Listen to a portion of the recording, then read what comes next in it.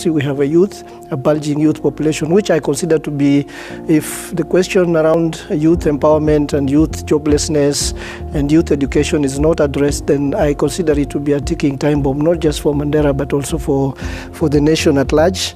Hojja siyasa nam gadoratan nami siyasa kuna kami namdak kadulma ka akini tudulma ka beg kahayana nakitakayana beg.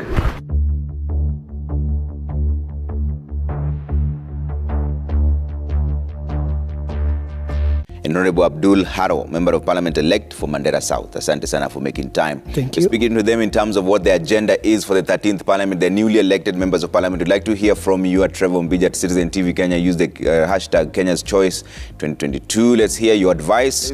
Let's hear from Abdulhab. Mheshimiwa, how has life changed? Yes, it has. First of all, I'll also take cue from my colleagues and thank Citizen TV for the opportunity. At the same time, thank my voters in Mandera South constituency for having given me the opportunity to serve them in the 13th Parliament. Of course, it's a complete shift from the life that we used to live. I woke up in the morning on 9th of August as a candidate and went to bed on the same night as an MP elect. That was a huge change in my life. I could see some of my friends who are on the other side supporting other candidates who are not able to even shake hands with me during the campaigns, coming to me, shaking hands and wanting to take photos with me. Of course, that's completely shift just in very few hours. And of course, I come from my background for quite a number of years, almost 20 years. I've been working in the international NGO sector, working with humanitarian, as a humanitarian worker, and now as a politician. Definitely, it's a completely different world. But I think I will not be able to have a shock of a lot of changes, because in the NGO world, basically what we do is community work. It's more or less like bringing in more experience that I've had in the NGO sector to be able to serve my people as a politician. And although I come from Mandera South, I realized I had underrated the level of poverty amongst the people when I was not a politician and when I was not an elected member. So when we were doing campaigns and we were going into the grassroots and villages and talking to different stakeholders, I realized actually the level of poverty in that constituency is underrated. And I think runaway poverty is one issue that is going to be a priority for me. And then there is the question of cyclic drought. We were campaigning at a time when that region has faced 4 years of lack of rainfall.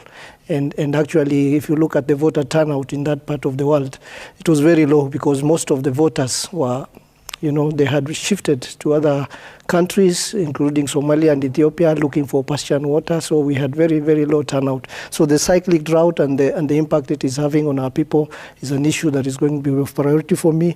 Of course, coming from a region which is along the Kenya-Somalia border, the question of insecurity, especially the Al-Shabaab menace, is a big question that has hindered development in that area, which makes my agenda actually quite large.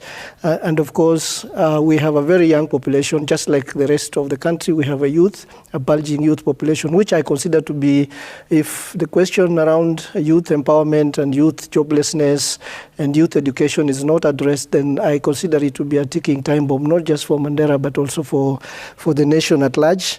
I have realized there was a big leadership vacuum, which I'm supposed to fill. There was sort of absentee leadership in the last 5 years.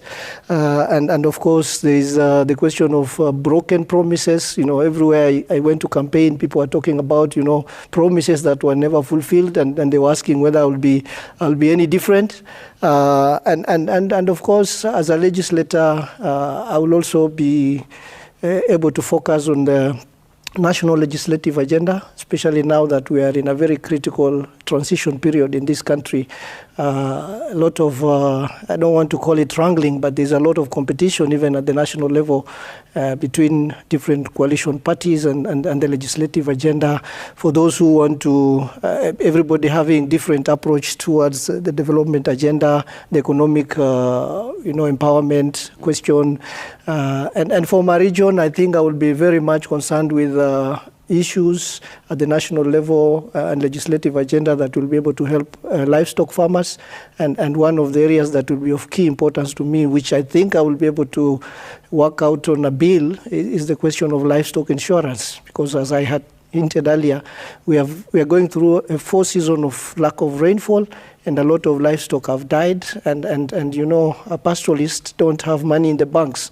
Their money is working on food, their livestock. They've invested everything in livestock, and if these livestock die and they're not compensated, then it's very difficult for such a person to recoup again back to his earlier status. So there's quite a lot of issues, but my main focus will be around how to empower the bulging youth population, how to empower the women and especially small businesses, and how to tackle the question of cyclic drought, particularly as a result of climate change and issues around drought and lack of rainfall. All right, I will take a quick break. Eddie Okech, when I come back, you also touched on that issue of the interest of the people versus county and also the county bills, but there's also a bit of push and pull on your side. We'll see how you deal with that, as well as on Buharo as well. But let's take a quick break. When you come back, let's hear from you as well at Trevor Mbija at Citizen TV Kenya. Use the hashtag Kenya's Choice 2022. We'll sample some of your views, your questions, and your recommendations, plus your word of advice to the 13th Parliament. This is the face of the 13th Parliament, all right? See you in just a bit.